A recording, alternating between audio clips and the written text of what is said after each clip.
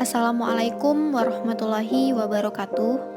Perkenalkan, saya Pramesti Triwulandari, NIM 2018 0710084. Video ini dibuat untuk memenuhi tugas akhir mata kuliah Prophetic Leadership.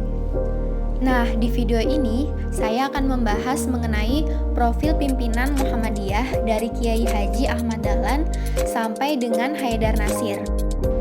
Yang pertama ada Kiai Haji Ahmad Dahlan. Kiai Haji Ahmad Dahlan lahir di Yogyakarta pada tanggal 1 Agustus 1868. Kiai Haji Ahmad Dahlan adalah pendiri organisasi Islam Muhammadiyah sekaligus seorang pahlawan nasional Indonesia. Ia adalah putra keempat dari 7 bersaudara dari keluarga Kiai Haji Abu Bakar. Kiai Haji Abu Bakar adalah seorang ulama dan khatib terkemuka di Masjid Besar Kesultanan Yogyakarta pada masa itu. Dan ibu dari Kiai Haji Ahmad Dahlan adalah putri dari Haji Ibrahim yang juga menjabat menjadi penghulu di Kesultanan Ngayogyakarta. Dengan organisasi Muhammadiyah yang didirikannya pada tanggal 8 Zulhijjah tahun 1330 Hijriah telah banyak memberikan ajaran Islam yang murni kepada bangsanya. Ajaran yang menuntut kemajuan, kecerdasan, dan beramal bagi masyarakat dan umat dengan dasar iman dan Islam.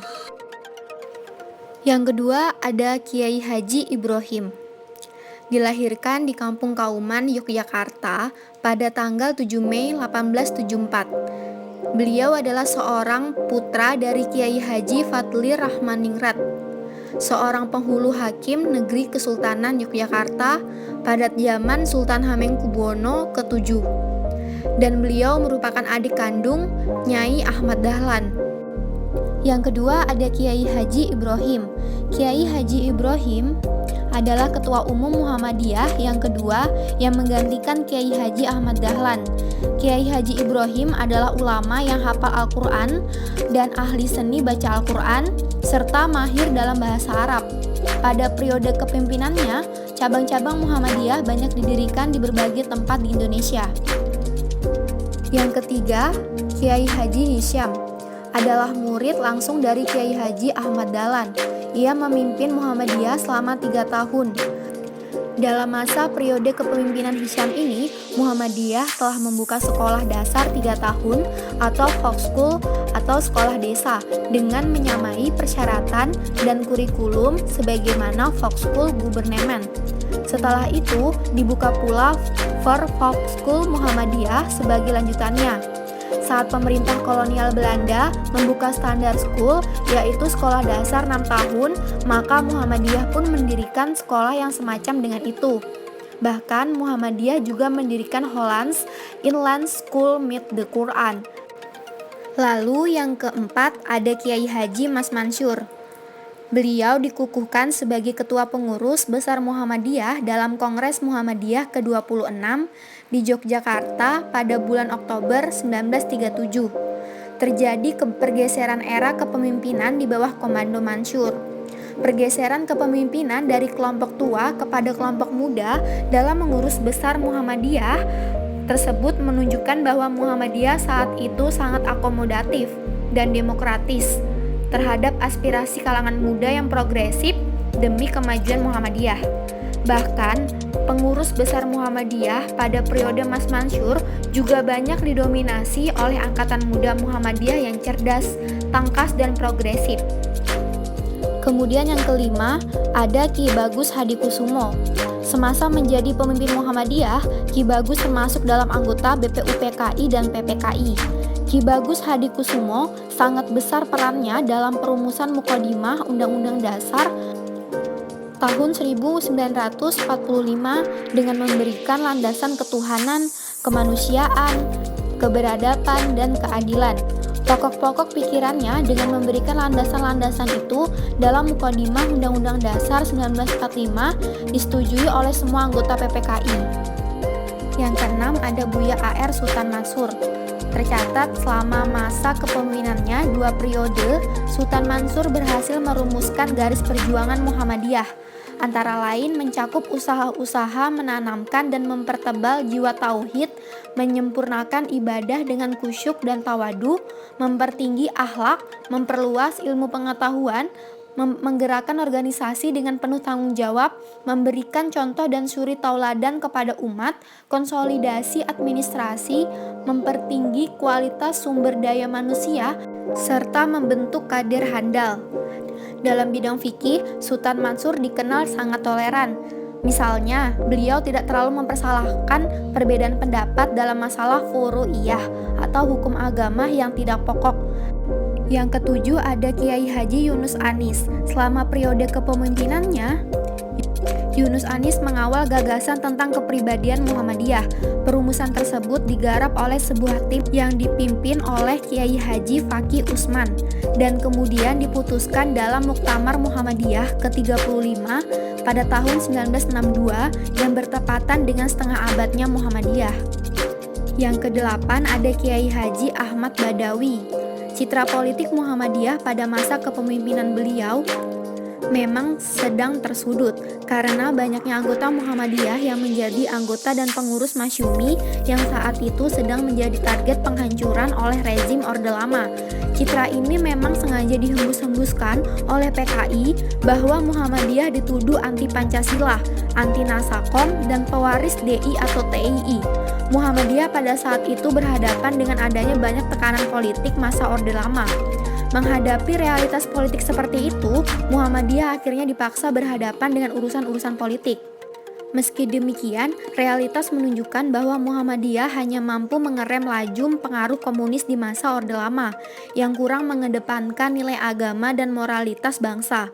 Kebijakan Muhammadiyah seperti itu akhirnya membawa kedekatan Badawi dengan Presiden Soekarno. Semenjak 1963, Badawi diangkat menjadi penasihat pribadi Presiden di bidang agama.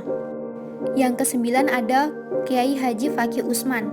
Faqih Utsman banyak terlibat aktif di berbagai gerakan Islam yang sangat membantu perkembangan Muhammadiyah. Dia pernah memimpin majalah Bintang Islam sebagai media cetak Muhammadiyah Jawa Timur. Kegiatannya dalam Muhammadiyah memperluas jaringan pergaulannya, sehingga ia pun terlibat aktif di berbagai organisasi masyarakat, seperti Majelis Islam A'la Indonesia pada tahun 1937. Kemudian yang ke-10 ada Kiai Haji A.R. Fahrudin. Semasa hidupnya, Pak A.R. memberi contoh hidup welas asih dalam bermuhammadiyah. Sikap hidup beliau yang teduh, sejuk, ramah, menyapa siapa saja, sering humor dan bersahaja adalah pantulan dari mutiara terpendam dalam nuraninya. A.R. tidak bersedia dipilih kembali menjadi ketua pimpinan pusat Muhammadiyah pada muktamar selanjutnya. Walaupun masih banyak muktamirin yang mengharapkannya, ia berharap ada alih generasi yang sehat dalam Muhammadiyah. Setelah tidak menjabat sebagai PP Muhammadiyah dan menjabat sebagai penasehat PP Muhammadiyah, Pak A.R. masih aktif melaksanakan kegiatan tablik ke berbagai tempat. Hingga akhirnya penyakit vertigo memaksanya harus beristirahat sesekali di rumah sakit. Namun dalam keadaan demikian, sepertinya beliau tidak mau berhenti. Pak A.R. wafat pada 17 Maret 1995 di Rumah Sakit Islam Jakarta pada usianya 79 tahun. Yang ke-11 ada Kiai Haji Ahmad Azhar Bashir. Pada Muktamar Muhammadiyah ke-42, Azhar Bashir terpilih sebagai Ketua Muhammadiyah menggantikan Kiai Haji Ahmad Fahrudin. Berkenaan dengan dimensi tasawuf dalam Muhammadiyah, Azhar Bashir mengatakan bahwa Muhammadiyah juga menganut tasawuf, seperti yang ditulis Buya Hamka dalam buku Tasawuf Modern. Menurutnya, orang dapat saja melakukan kegiatan yang berorientasi dunia tanpa meninggalkan zikir. Demikianlah ketegasan tokoh ini dalam menetapkan garis kebijakan Muhammadiyah. Melalui gagasan dan pemikirannya itulah Azhar Bashir dikenal sebagai ulama yang banyak menguasai ilmu agama. Kehadirannya dalam khazanah pemikiran Islam seumpama sumur yang tak surut ditimba. Kemudian yang ke-12 ada Profesor Dr. Amin Rais.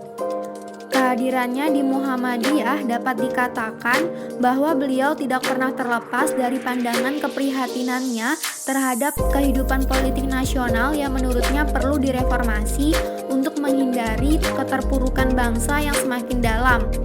Setelah tumbangnya rezim Orde Baru dengan mundurnya Soeharto dari jabatan presiden, situasi politik berlangsung mencekam dan sangat meresahkan. Maka bersama berbagai komponen tokoh bangsa lainnya, Amin Rais mendirikan Majelis Amanat Rakyat untuk mencari solusi terbaik pasca reformasi. Tak sedikit yang menganggap sudah kepalang tanggung jika Amin Rais harus berhenti hanya sampai di situ. Atas desakan dari berbagai komponen bangsa yang menginginkan perubahan paradigma politik Indonesia, Amin Rais kemudian mendirikan partai politik yang diberi nama Partai Amanat Nasional atau PAN. Kemudian yang ke-13 ada Profesor Dr. Kiai Haji Ahmad Syafi'i Ma'arif. Adalah figur ilmuwan yang selalu menempatkan kekuatan religi dalam setiap pergaulan dengan ilmunya. Ia sejarawan dan ahli filsafat, tetapi di tengah masyarakat, dia lebih dikenal sebagai seorang agamawan. Sebagai salah satu wakil ketua pimpinan pusat Muhammadiyah, ia dipilih dan dikukuhkan sebagai ketua pimpinan pusat Muhammadiyah melalui sidang pleno diperluas yang diselenggarakan pimpinan pusat Muhammadiyah. Yang ke-14 ada Profesor Dr. Kiai Haji Din Samsyuddin. Sebagai cendekiawan muslim yang cukup konsen mendorong proses demokratisasi, Din Samsyuddin merasa berkepentingan untuk turut mengawal arah perkembangan dan kemajuan proses demokrasi di negara yang memiliki pemeluk Islam terbesar di dunia ini. Dan yang terakhir ada Haidar Nasir, merupakan sosok pimpinan Muhammadiyah yang lahir pada 28 Februari 1958 ini, bergabung dengan Muhammadiyah sejak tahun 1983. Pada tahun itu, ia dipercaya sebagai ketua 1 pengurus pusat Ikatan Pelajar Muhammadiyah. Lalu pada tahun 1985 sampai 1990, karirnya meningkat. Haidar menduduki posisi deputi kader PP Pemuda Muhammadiyah hingga menjadi ketua Badan Pendidikan Kader atau BPK dan Pembinaan Angkatan Muda Muhammadiyah. Selain aktif dalam organisasi Muhammadiyah, pria yang kerap disapa Haidar ini pun bekerja sebagai dosen program Doktor Politik Islam pada program Pasca Sarjana Universitas Muhammadiyah Yogyakarta. Seiring intelektualitas dan keilmuannya yang makin mumpuni, karir Haidar di Muhammadiyah pun meroket. Dari organisasi pemuda Muhammadiyah, ia diberi amanah menjadi sekretaris PP Muhammadiyah hingga salah satu ketua PP Muhammadiyah. Kemudian, pada tahun 2015, ia pun resmi menjadi ketua umum PP Muhammadiyah. Jadi, hanya itu saja yang dapat saya sampaikan mengenai profil kepemimpinan para pemimpin Muhammadiyah. Kurang lebihnya mohon dimaafkan. Wassalamualaikum warahmatullahi wabarakatuh.